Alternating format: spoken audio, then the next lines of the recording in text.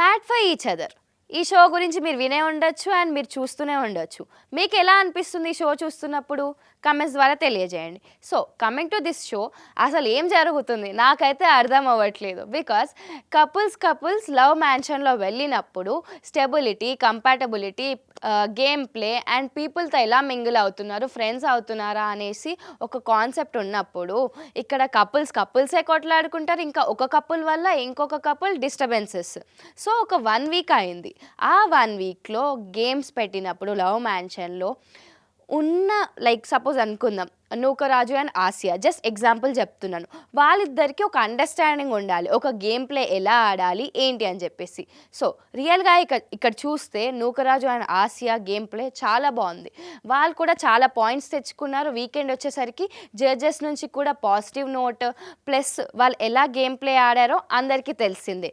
వాళ్ళకి అండర్స్టాండింగ్ ఉంది, పేషెన్స్ ఉంది, ఏ గేమ్ని ఎలా టాక్టిక్తో గెలవాలని చెప్పేసి ఎక్కువ పాయింట్స్తో లాస్ట్కి లవ్ మ్యాన్షన్లో ఒక సపరేట్ స్పెషల్ ప్లేస్ ఉంటుంది ఒక కపుల్కి. ఒక గేమ్ ప్లే గెలిస్తే వాళ్ళకు ఒక ప్రాఫిట్ ఉంటుంది. ఏంటది?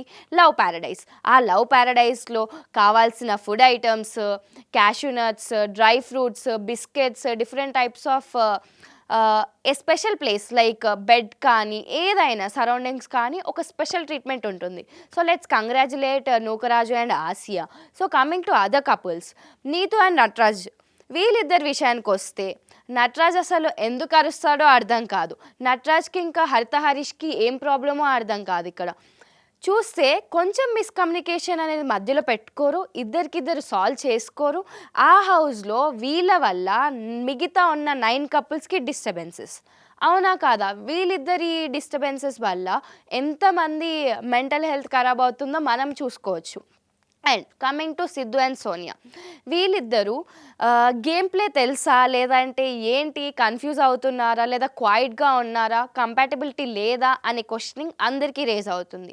వీళ్ళిద్దరికీ మేబీ కన్ఫ్యూజన్ వల్ల ఆ గేమ్ ప్లే ప్రాపర్గా ఆడలేకపోయారేమో. And coming to Sandra and Mahesh, వీళ్ళిద్దరూ గేమ్ సరిగ్గా ఆడలేదు. అంజలి పవన్ ఉన్న చోట లైక్ అంజలి తెలియకుండా లెటర్ చదవడం, ఆ లెటర్ చదవడం వల్ల మళ్ళీ వీళ్ళని పాయింట్ ఆఫ్ వ్యూలో తీసుకోకపోవడం, అలా ఒక గేమ్ ప్లే వల్ల డేంజర్ జోన్లోకి వెళ్ళిపోయారు Sandra and Mahesh. And next couple Brito and Sandhya. పాపం సంధ్య మాత్రం నిజంగా హ్యాట్స్ ఆఫ్ చెప్పొచ్చు. యాజ్ ఏ కపుల్గా తను ఆమె హస్బెండ్ కోసం స్టాండ్ తీసుకోవడం కానీ, అతనికి తెలుగు రాకపోయినా 1 వీక్లో ఎవరు తెలుగు నేర్చుకోరు, అవునా కాదా? కానీ ఇక్కడ సిద్ధు అండ్ సోనియా ఏం చేసినారు, అతన్ని మాట్లాడనివ్వచ్చు కదా, అతను మాట్లాడాలి కదా, తెలుగు నేర్చుకోవాలి కదా అనేసి పాయింట్స్ రేజ్ చేయడం. ఇక్కడ సంధ్య అండ్ బ్రిటో విషయంలో సంధ్య స్టాండ్ తీసుకోవడం, ఇప్పుడే నేర్చుకుంటున్నాడు కదా, నేర్చుకుంటాడు పక్కా చెప్తాడు అనేసి స్టాండ్ తీసుకోవడం, అది నాకు చాలా బాగా నచ్చింది.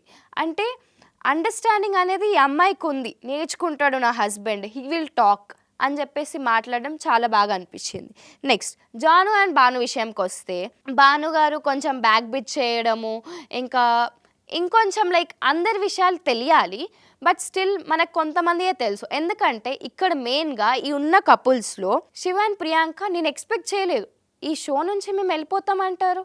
అప్పుడు అనిల్ గారు మీరు అప్పుడే డిసిషన్ తీసుకోవద్దు, జస్ట్ 1 వీకే కదా, టైం పడుతుంది అని చెప్పేసి. వాళ్ళు ఎందుకు షో నుంచి వెళ్ళిపోదాం అనుకున్నారంటే హరీష్ గారి వల్ల. హరీష్ ఏం చేశాడంటే, హరీష్ ఉన్నారు కదా, ఏమన్నారు వాళ్ళు, హరీష్ అయితే నోరు జారడం ఈజీగా, సంకల్ గుద్దుకోవడం అనగానే ఒఫెండ్ అయిపోయింది ప్రియాంక. అవును, అది రాంగే. బికాస్ 24/7 కెమెరాలో వాళ్ళు ఉంటారు ఆ లవ్ మ్యాన్షన్లో, ప్లస్ మనం చుట్టూ జనాలు చూస్తాం కాబట్టి ఇట్స్ రియలీ రాంగ్ అలా చేయడం, అలా మాట్లాడడం. హరీష్ గారు అలా నోరు జారడం, పెద్ద పెద్ద మాటలు మాట్లాడడం, ప్రేమ గురిని కూడా ఐ విల్ స్లాప్ అది ఇది మాట్లాడడం చాలా తప్పు.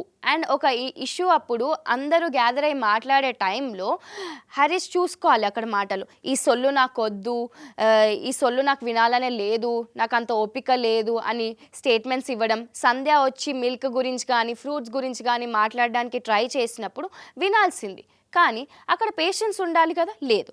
And next positive and negative game task పెట్టినప్పుడు అక్కడ ప్రేమ గురు ఏం చెప్పారంటే, అమ్మాయిలు అబ్బాయిలకి వేయాలి, అబ్బాయిలు అమ్మాయిలకి వేయాలి అని చెప్పేసి. సో హరీష్ వచ్చినప్పుడు హరీష్ ఏం చేశాడు, పాజిటివ్ థింగ్ ఒకరికి ఇచ్చారు ఒక అమ్మాయికి, నెగిటివ్ థింగ్ ఈమె ఏం చేసింది, హరిత నటరాజ్ మాస్టర్కి ఇచ్చింది. నటరాజ్ మాస్టర్కి ఇచ్చినప్పుడు తన పాయింట్స్ పెట్టింది ఏమని, మీరు అలా స్టేట్మెంట్స్ పాస్ చేయొద్దు అంటే. బిఫోర్ ఎపిసోడ్ చూస్తే మనం ఇక్కడ నటరాజ్ గారు ఏమన్నారంటే, రావణాసుడివి స్టేట్మెంట్స్ ఇచ్చినప్పుడు ఒక టెలివిజన్లో ఉన్నప్పుడు అంత పెద్ద పెద్ద మాటలు మాట్లాడడం వెరీ రాంగ్. అండ్ అతను సారీ కూడా చెప్పాడు, బట్ స్టిల్ తను అఫెండ్ అయింది బికాస్ వాళ్ళ హస్బెండ్కి తను రెస్పెక్ట్ ఇవ్వకుండా మాట్లాడడం which is too wrong. I right? So ఈ ఇన్సిడెంట్ అయినప్పుడు మీరు కూడా చూసారు కదా, మీకేమనిపించింది? Like Nataraj and Neetu, Haritha Harish fights, and ఇక్కడ హరీష్ అన్నారు ఏమనంటే, if you shout I roar.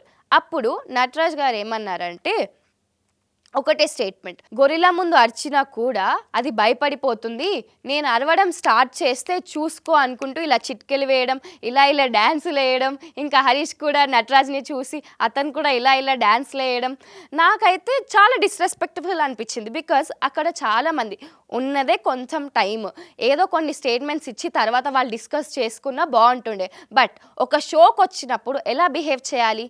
So ఈ ఇన్సిడెంట్ మీరు కూడా చూసినప్పుడు మీకు ఎలా అనిపించిందో కామెంట్స్ ద్వారా తెలియజేయండి.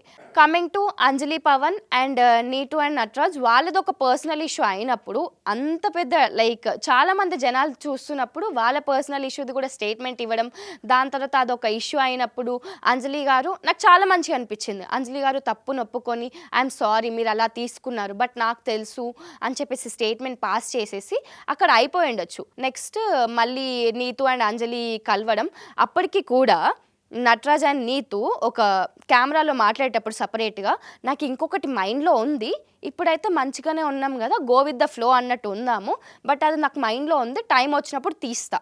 So it's like they are not forgiving things but they are still putting their thoughts in the mind, like next వచ్చినప్పుడు ఆ పాయింట్ తీస్తా అని చెప్పేసి. నాకైతే అది చాలా తప్పు అనిపించింది. ఏదైనా ఉంటే మనసులో పెట్టుకోకుండా మాట్లాడడం అనేది కరెక్ట్, మనసులో ఒకటి పెట్టుకొని ముందు ఒకలాగా ఉండడం చాలా రాంగ్ ఈ సమాజంలో.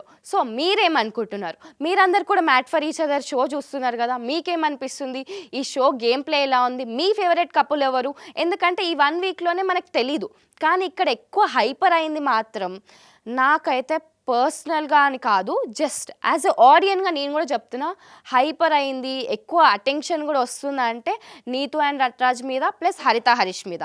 అండ్ నాకు గేమ్ ప్లే అయితే నూకరాజు అండ్ ఆసియా చాలా బాగా ఆడారు. నూకరాజు అండ్ ఆసియాకి లవ్ ప్యారడైజ్ వచ్చేసింది, చాలా మంచిగా కంఫర్టబుల్ రూమ్లో ఉన్నారు.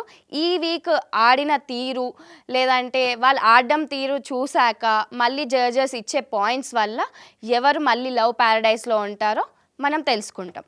చూస్తూనే ఉండండి టీవీ5 ఎంటర్టైన్మెంట్. నేను మీ మైత్రి.